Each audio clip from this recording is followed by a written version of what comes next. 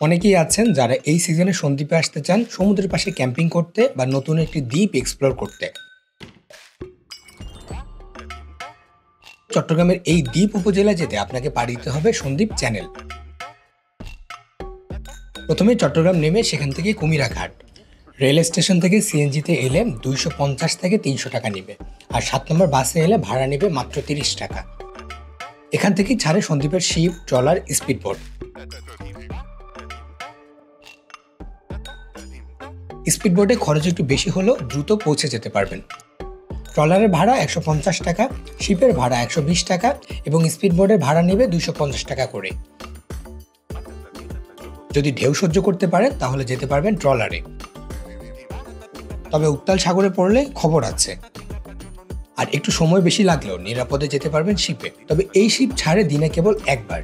সন্দ্বীপের গুপ্তচরা ঘাট থেকে এই শিপ ছাড়ে সকাল 7টায় বা 8টায় এবং কুমিরা ঘাট থেকে ছাড়ে সকাল 10টায়।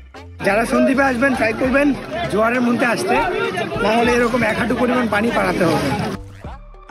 তবে এখানে শীতকালে আসাই বেস্ট, কারণ তখন সমুদ্র উত্তাল থাকে না এবং জোয়ার ভাটা হিসাব করে গেলে আরামেই পৌঁছানো যায়।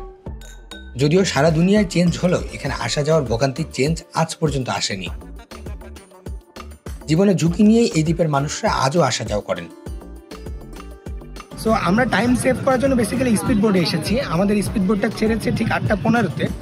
এখন আমরা যখন ওখানে স্পিড বোটটা থামাই তখন 8:40 বাজে, অর্থাৎ ইন টোটাল 25 মিনিটস এরকম একটা সময় লেগেছে। তো আপনারা যারা একটু টাইম সেভ করে আসতে চান আপনারা স্পিড বোটে আসতে পারেন। নামার পরপরই দেখতে পাবেন বিশাল কেওড়া বাগান, যা মূলত একটি ম্যানগ্রোভ ফরেস্ট।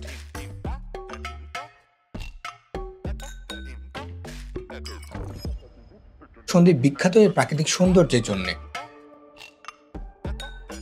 হাতে একটু সময় নিয়ে আসলে এক্সপ্লোর করতে পারবেন এর বিভিন্ন স্পট।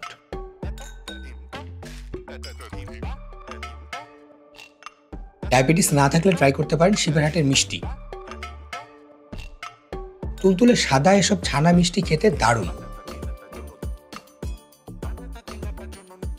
ট্রাই করতে পারেন এখানকার মহিষের দই।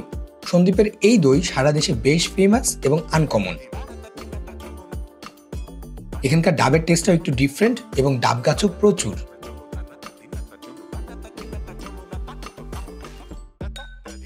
শেষ বিকেলে জেলেরা সাগর থেকে মাছ ধরে ঘাটে আসে।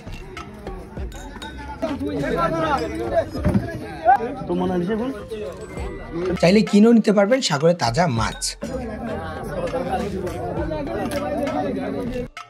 যারা একটু চর এক্সপ্লোর করতে চান তারা ঘুরতে পারবেন উড়িদচর এলাকা।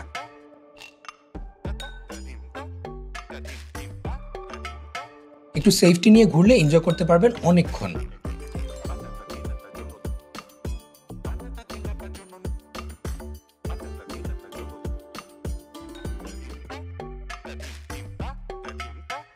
দক্ষিণ বঙ্গোপসাগরে অবস্থিত 762 বর্গ কিলোমিটার আয়তনের এই দ্বীপে এসে আপনি যদি ক্যাম্পিং করতে চান তাহলে এখানকার রহমতপুর পুরাতন স্টিমার ঘাট পারফেক্ট একটি জায়গা।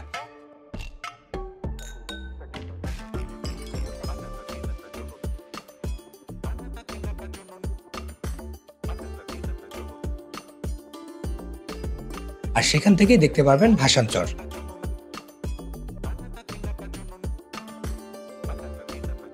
এছাড়াও থাকার জন্য সন্দ্বীপ কমপ্লেক্সে আছে বিভিন্ন হোটেল। মোটামুটি কম বাজেটের মধ্যেই পেয়ে যাবেন এসব হোটেল। ইতিহাস বলে 3000 বছরের বেশি সময় ধরে মানুষের বসবাস বঙ্গোপসাগরের এই দ্বীপে।